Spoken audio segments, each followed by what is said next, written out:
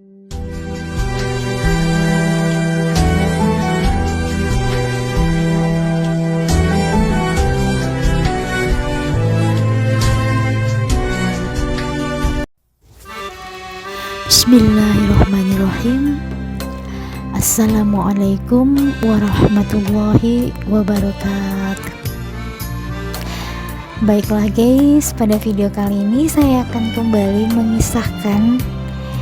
melanjutkan kisah bagaimana berdirinya sebuah istana megah dan kerajaan Siak, Sri Indrapura, yang tepatnya terletak di kota Siak, Kabupaten Siak, Provinsi Riau. Bagaimana kisah selanjutnya? Mari kita simak bersama-sama. Setelah Sultan Tengku Abdul Jalil Muzaffar Shah wafat, sesuai dengan amanah dan wasiat dari Baginda Raja, maka dilantiklah Tengku Ismail putra pertamanya sebagai sultan yang selanjutnya. Namun di dalam pelantikan ini sempat terjadi persengketaan keluarga, karena ada yang menyatakan bahwa yang lebih berhak naik tahta pada kerajaan pada saat itu adalah harusnya Tengku Muhammad Ali, yaitu putra dari Tengku Alamuddin Shah. Tengku Alamuddin Shah ini seperti kita ketahui bahwa dia adalah kakak dari Tengku Buang Asmara, jadi sepupu dari Tengku Ismail ya. Namun Tengku Muhammad Ali, beliau sangat menghormati Baginda Raja, yang mana telah sedari kecil mendidiknya anak sendiri, dididik dengan baik dengan berbagai ilmu dan kepandaian yang dimilikinya, sehingga membuat Tengku Muhammad Ali tidak mungkin melakukan hal tersebut atau tidak ingin merampas dari tahta yang telah dinaiki oleh Tengku Ismail.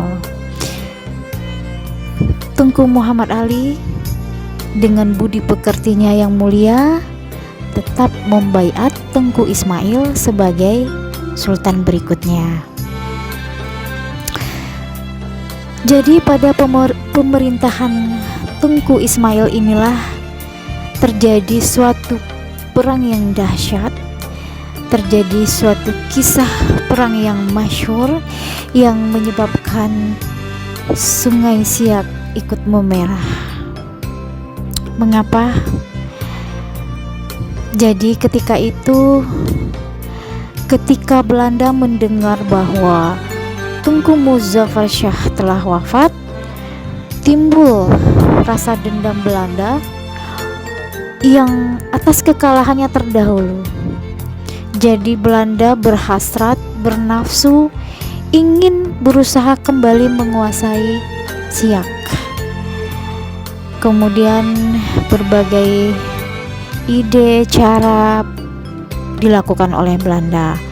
Kemudian timbullah suatu rencana jahat, yaitu mengajak Tengku Alam untuk ikut menyerang Siak, karena sebelumnya Belanda mungkin sudah mengetahui hubungan antara Siak dan Johor, hubungan pertalian saudara yang pernah terjadi antara Siak dengan keluarga yang di Johor.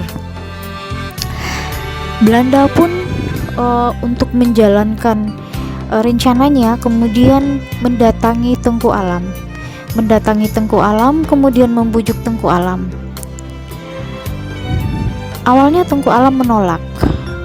Tengku Alam sangat tidak menyetujui yang namanya peperangan. Namun dengan berbagai cara, dengan berbagai bujukan kepada Tengku Alam, yang akhirnya Belanda menyatakan bahwa mereka menyerang Siak, kemudian menguasai, menduduki. Apabila berhasil, maka tahta kerajaan akan dikembalikan kepada Tengku Alam. Akhirnya setelah berpikir panjang, Tengku Alam pun setuju untuk membantu Belanda. Kemudian mereka mengumpulkan kekuatan di Malaka. Dari Malaka mereka bertolak menuju Siak untuk menyerang Siak, untuk menunaikan apa yang menjadi tujuan dan maksud mereka, yaitu ingin menguasai dan menduduki Siak.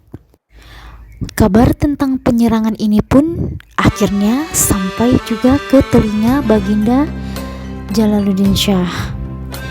Kemudian berkumpullah seluruh para laskarnya yang lengkap dengan persenjataannya, lengkap dengan semangat jihad dan semangat syahidnya. Ketika itu armada perang dipimpin oleh Tengku Muhammad Ali, yang kemudian beliau juga didampingi dengan para panglima yang lainnya. Pada saat itu, karena melihat kondisi Siak yang mendapat penyerangan, rakyat Siak pun ikut berkumpul dan mendoakan raja mereka agar Siak tidak berhasil diduduki oleh penjajah. Kemudian tak ayal lagi, setelah bertemu muka antara keduanya, terjadilah perang yang sangat dahsyat. Terjadilah perang yang membuat laut Sungai Siak memerah. Begitu banyak korban jihad, begitu banyak korban yang syahid pada kala itu. Melihat hal tersebut, maka Sultan pun mengusulkan untuk melakukan cara damai. Namun Belanda menolak.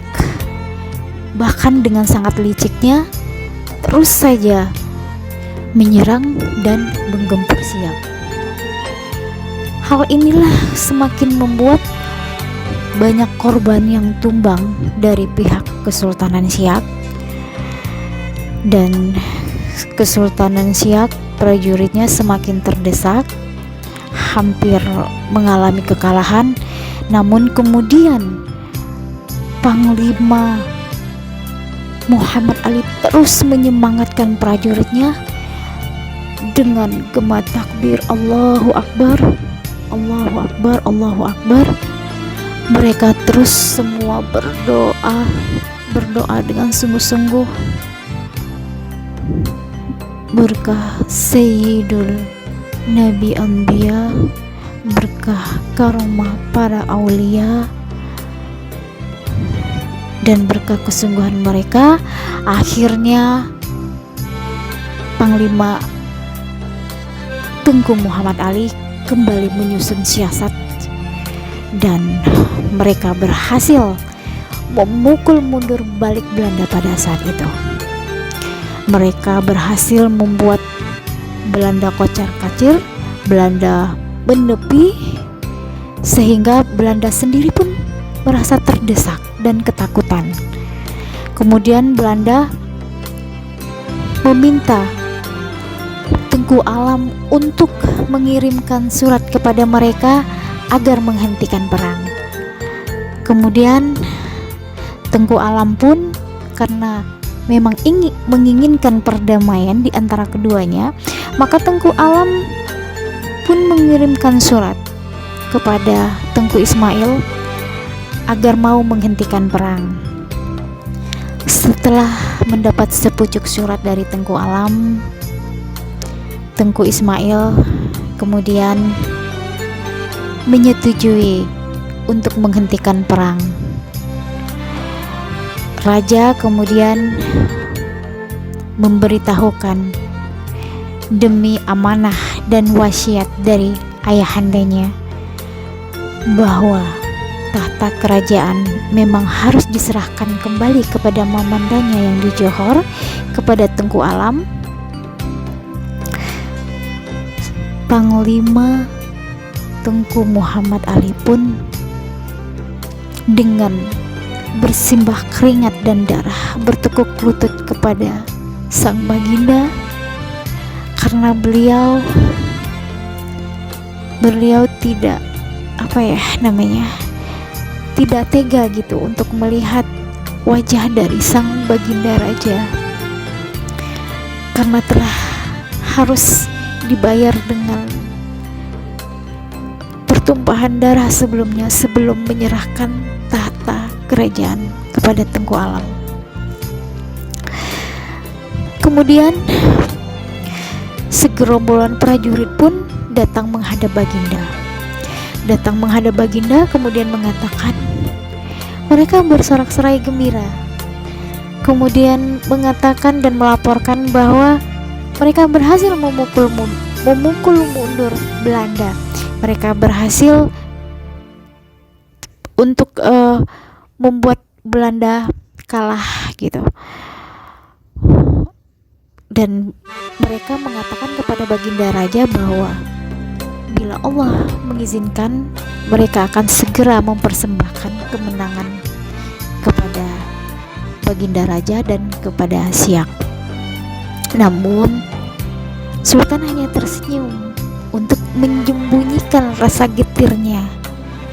Kemudian Sultan kembali menoleh kepada Panglima, dan Panglima pun kembali duduk bertekuk lutut kepada sang baginda raja. Namun kemudian baginda memegang bahu Panglima. Akhirnya Panglima berdiri dan mereka berpelukan layaknya saudara. Tidak lama kemudian baginda melepaskan pelukannya, kemudian membalikkan badannya dan sambil berjalan menitahkan kepada para prajuritnya tersebut bahwa hentikan perang. Mendengar titah dari sang baginda, Panglima Tengku Muhammad Ali terhenyak dan sedikit tergoncang mendengar titah baginda tersebut.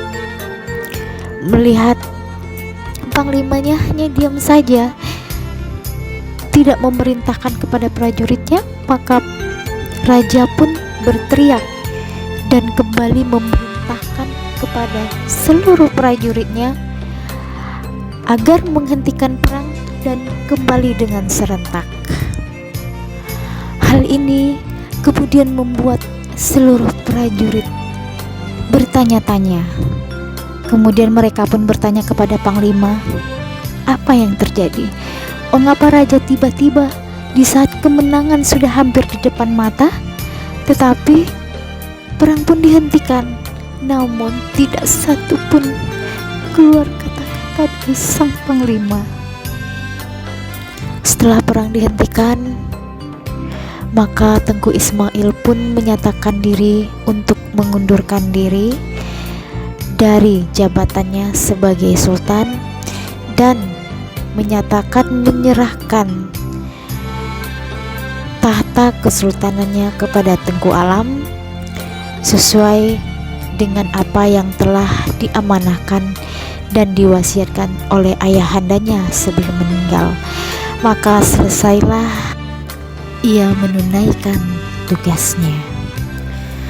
Tengku Ismail pun bersama para pengikut setianya pergi meninggalkan kesultanan dan sempat menatap saudaranya Tengku Muhammad Ali sebagai kode bahwa ia berpamitan.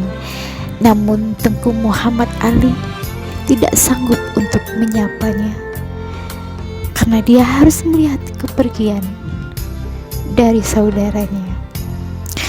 Dan Tengku Ismail pun pada usia tuanya sempat mengalami karena uzur dan mengalami sakit-sakitan, akhirnya wafat dan beliau bergelar marhum mangkat di balai. Oke, bagaimana kisah selanjutnya? Kita akan simak kembali pada video berikutnya. Bila ada salah kata dan nama juga tempat. Mohon maaf. Sekian dan terima kasih. Wassalamualaikum warahmatullahi wabarakatuh.